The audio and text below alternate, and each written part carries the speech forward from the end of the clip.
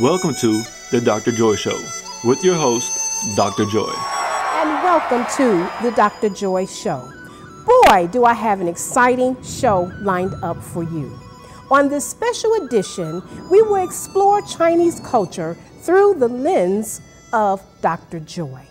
As always, I thank you in advance for joining me, and it is my expectation always that this show continues to inspire, educate, and stimulate your mind as we explore a variety of interesting topics. Please let me know you're watching by sending an email to thedrjoyshow@aol.com. Then come back and view this show as many times as you wish at www.youtube.com/The Dr. Joy Show. We will be back after a word from our sponsors.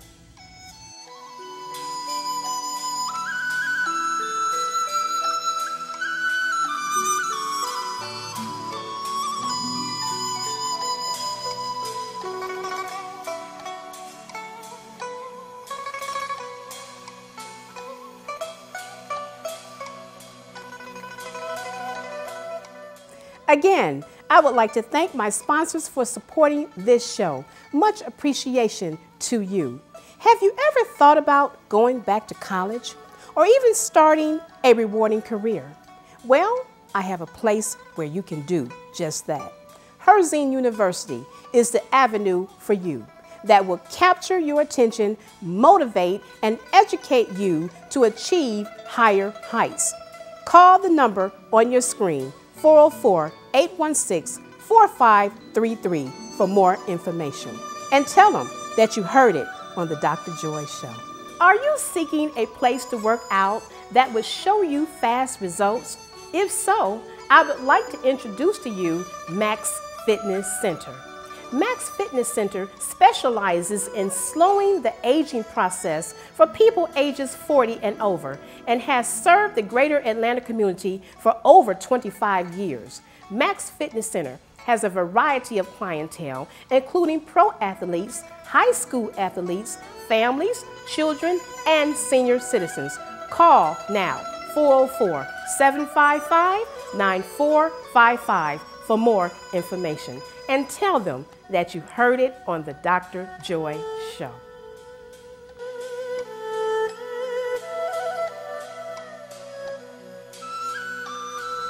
Hello, we are back on the Dr. Joy Show, and I am your host, Dr. Joy. This show will enlighten your awareness while traveling or exploring the country of Zhuhai, China. I was honored to be chosen as a representative for Herzing University as their first professor to travel overseas. As I entered into a 5-month teacher exchange program, I was elated to gain the experience of another culture while simultaneously teaching and lecturing about American culture. All of this took place at Zhuhai College of Jilin University. Although I made many friends and learned a little Chinese, I do plan to return someday. In this episode, I will lift up my experiences and I repeat my experiences on Chinese culture as seen through my eyes. Before I start, I would like to elaborate on what culture is. Culture is the lens through which you, I, and others view the world. How you were raised and the environment for which you were raised all make up your culture. So sit back and get ready to take this journey with me. What you see on your screen is a map of China. If you look at the bottom right, just between Hong Kong and Macau, sits Zhuhai, China. Showing now is the different flags. As you know, the American flag was introduced to America in 1782, for which it had 50 states at the time, now 52. The colors on the flag are red, white, and blue, which represents the following. The red signifies valor and bravery. The white signifies purity and innocence, while the blue signifies vigilance, perseverance, and justice. and the 13 stripes represents one for each of the original 13 colonies, whereas the country of China has provinces instead of states.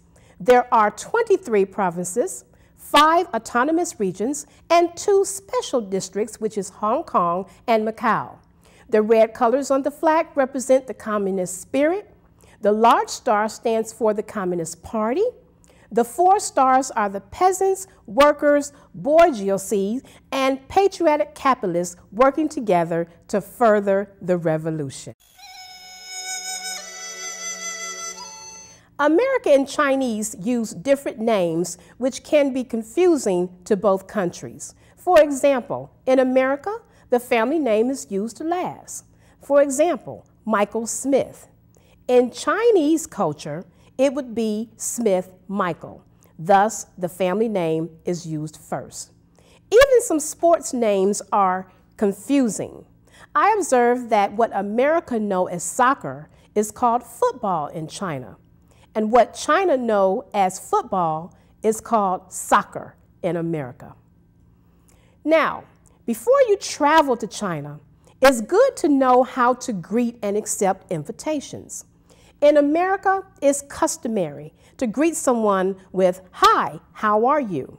However, in China, you will hear, "Ni hao ma," which means the same.